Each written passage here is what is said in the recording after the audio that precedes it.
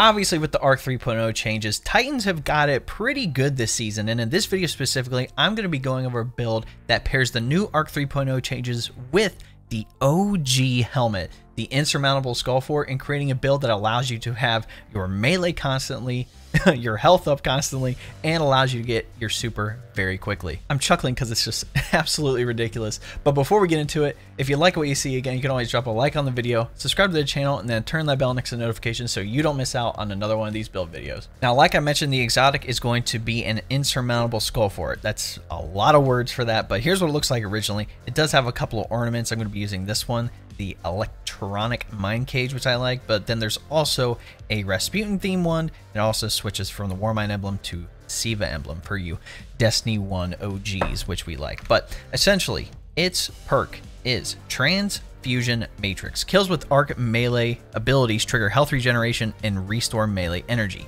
When it says restore melee energy, it means the entire melee. So if you use Thunderclap, you use the shoulder charge or ballistic slam, and you get a kill with that melee, it immediately comes back. Let's go over what I'm using under the Arc 3.0 subclass. So first up, I'm going to be using Thunder Crash. You could use Fist of Havoc, but I think we all understand that Thunder Crash in PvE is probably the best option here. Now, class ability wise, it doesn't matter. You can use Thruster or any of the barricades. Movement wise, use whatever you want. Now, melee wise, I would recommend using the Seismic Strike, which is the shoulder charge. Again, after sprinting for a short time, you activate your charge melee to slam shoulder first into your target, damaging and blinding enemies in the area around them. And then while you're amplified, the blind radius is increased. So the reason I'm using this over something like Thunderclap or Ballistic Slam, which aren't bad options, is that if I want to pair something like a shotgun with 1-2 punch, I can slide, hit him with the shotgun, and then shoulder charge. So you can do all that in one go. With Ballistic Slam, the problem is you have to be in midair. Then with Thunderclap, the problem with Thunderclap is that you either have to charge it up or you have to get into the animation to use it. So again, I personally think Seismic Strike is the best option here. Now, grenade-wise, you can use any grenade that you want, but personally, I would use one of the 4 grenades that is under Touch of Thunder, which gives bonuses to certain grenades, which is the Flashbang, the Pulse, the Lightning, and the Storm Grenade. Just like with Touch of Flame on the Warlock, Touch of Thunder does the same thing on the Titan. So, personally, I'm rocking Storm Grenade, which the cool thing with Storm Grenade is that after it detonates, it creates a roaming thundercloud and tracks nearby targets and fires bolts of lightning at foes beneath it. Now again, if you wanted to go with the Flashbang Grenade, you could do that as well. Pretty much, it emits an additional blinding flash on the bounce, which is good. So when it bounces, it blinds, and when it explodes, it blinds, which is cool. Pulse Grenade is a pretty solid option as well. You know, it creates ionic traces periodically as it damages targets and increases in damage over time, which can be good. Again, you toss that on a boss, ionic traces get created, you get ability energy. Could be something to look into. I wouldn't recommend Lightning Grenade, even though you get 2 of them and it jolts targets, which is kind of cool. The problem with Lightning Grenade is that you actually have to stick it to a surface. I feel like it's the hardest one to use. With things like Storm Grenade or Pulse Grenade or even Flashbang, you just toss it and go. You're good to go. So the other aspect we're using here is Knockout, which... So when you critically wound a target or break their shield, it infuses your melee attacks with arc energy and increases your melee range and damage for a short time. Then defeating targets with melee attacks starts health regeneration and makes you amplified. This is where you're kind of wasting the slot a little bit because you automatically get health regeneration from the helmet. So it is what it is, but the main thing here is being able to get amplified from just getting a melee kill, which is going to be fantastic, which leads into our fragments. So first up here, Spark Resistance. Talk about it all the time, honestly. But again, while you're surrounded by combatants, you are more resistant to incoming damage, which is good. Next up, Sparkling Amplitude. Rapidly defeating targets while you're amplified creates an orb of power. Again, this is kind of an ad clear build, but also a fast super build on top of having really good melee damage build. But again, all we have to do to get amplified is get a melee kill. Makes it pretty simple, right? Next up is Spark of Feedback. Taking melee damage briefly increases your outgoing melee damage. Again, this is just a little bonus. Honestly, if you wanted to switch this one out, go for it. But again, being able to have that extra melee damage is kind of neat. Now, the last one, you can choose whatever you want. Like I said, you could probably switch this one out, but something like Spark of Frequency, personally, melee hits greatly increase your reload speed for a short time. So after I get that shoulder charge, I can reload a shotgun, reload whatever weapon I need very quickly, which is great. But honestly, you can use any one of these. You could use something like, you know, Spark of Magnitude to make your Lightning Grenade, Pulse, or Storm Grenade last longer. You could do Spark of Beacons if you want your Arc special weapons to blind targets when you're amplified. Again, there's a couple options here, but personally, I'd highly recommend Spark of Resistance, Spark of Amplitude, and more than likely, Spark of Feedback. Next, let's go over the armor mods that I'm using. So any of these armor mods can be put on any armor piece as long as it has the matching elemental types. So, you know, Arc, Solar, Void, and Stasis. So watch that when you're watching this. But personally, the mods that I'm using here, I would not recommend replacing them with any other mods. These are the ones that I think are going to perform the best for this build. There's no need to substitute. So first up, for the helmet here, let's go over it. Main thing to note is Well of Ions. Picking up an Arc Elemental Well causes your next melee to deal increased damage, which is great. Then I also have double hands-on. So hands-on, you gain bonus super energy from melee kills. This stacks, which is fantastic. If you did want to take one of the hands-on and, you know, change it in for something like Harmonic Siphon, you know, rapid weapon final blows with a damage matching your subclass type, create an orb of power. So any arc weapons create an orb of power, which can be good getting your super back. So again, do what you want, but again, I would highly recommend at least having hands-on. On my gauntlets here, main thing to note is Font of Wisdom. Picking up an elemental well that matches your subclass energy type grants you a temporary significant increase in your intellect, improving the recharge rate of your super. So pretty much when you pick up an Arc Elemental Well, which in this case we're on Arc subclass, we want to pick up an Arc Elemental Well. When we pick that up, it takes our intellect stat from whatever it is automatically up to 100 for the duration of Font of Wisdom. So we're going to have a very fast super cooldown. On my chest piece here, main thing to note is Melee Well Maker. Powered melee combatant final blows spawn elemental wells matching your subclass energy type. And since we're going to have our melee a lot, we're going to be able to create elemental wells a lot.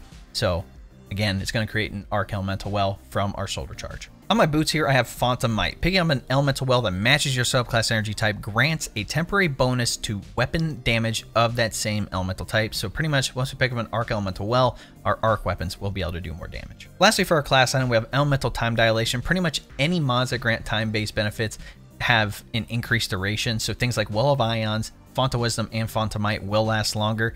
Now, if you want to look into using some of the artifact mods, one of them is Thunderous Retort. Again, it grants bonus arc super damage if cast while you're critically wounded or amplified, and it lasts until the end of the super activation. So the good thing here, being able to have our super fairly quickly through a bunch of means like I talked about, Orbs of Power, things like Font of Wisdom. Again, there's plenty of options, but again, with our melee from knockout, we're going to be amplified a lot. So again, once we use our super, it's going to have some bonus damage. Now, if you did want to switch this out for something like Trace Evidence, defeating combatants affected by arc debuff spawns an ionic trace. So again, with our shoulder charge in particular, when we hit a certain target, any targets around that get blinded, and if we hit them again, it's going to create an ionic trace, which is going to give us our ability energy back faster. Now, granted, we'll almost always have our melee, but the thing with the grenade and the class ability, if you want those things back faster, again, Trace Evidence can help with that. Now, the stats to focus on, in my personal opinion, number one, honestly, Resilience. I know we talk about it all the time, but Resilience is king in PvE.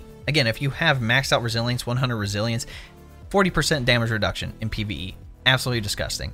Other stats, honestly, you really don't need to worry about Recov since we're getting health regeneration from anytime we get a melee kill. Even without the shoulder charge, knockout can still be procced, which is great. So even with just the regular melee, you still be able to proc knockout and get that health regeneration.